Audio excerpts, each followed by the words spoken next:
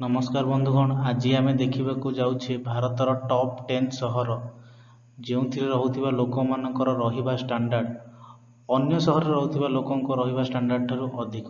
तो आसतु स्टार्ट करिबा।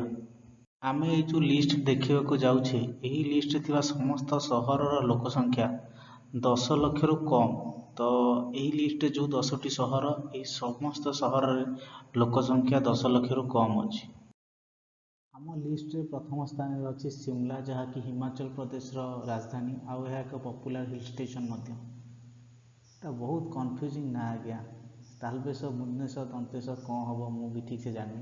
तो सेकेंड रे अच्छी ओडिशार राजधानी भुवनेश्वर आम समस्ते जाने सहरटी केमी एवं आमे मैंने जो प्रथम थर देखिले स्मार्ट सिटी रैंकिंग रे भुवनेश्वर प्रथम स्थान रे अच्छी। तो ओडिशा सारा यहाँ सेलिब्रेट करा जाए। आम लिस्ट रे तृतीय नंबर स्थान अच्छी सिलवासा, यह दादरा नगर हावेली रे अच्छी। आपण मैंने जानते जे दादरा नगर हावेली हूँ एक यूनियन टेरिटरी।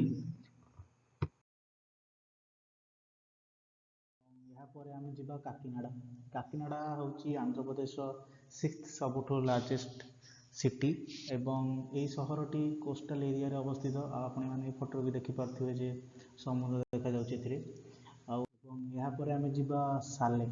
सालेम एक्चुअली हूँ तमिलनाडु रे अवस्थित। यह एक बहुत अर्बनाइज्ड सहर आपण मैंने फोटो भी देखिपे। ए लिस्ट रे एक्चुअली सबुठ अधिका सहर भी तमिलनाडु ही आसी अछि। यहाँ पर अच्छी वेल्लोर सहर, यह तमिलनाडु राज्य रू आसी अछि एवं यही सहरटी होची वेल्लोर डिस्ट्रिक्ट रो सदर महकुमा। यहाँ पर अच्छी गांधीनगर, यही सहरटी बहुत फेमस अटे एवं आपण मैंने समस्त जानते जे यही सहरटी होची गुजरात रो राजधानी।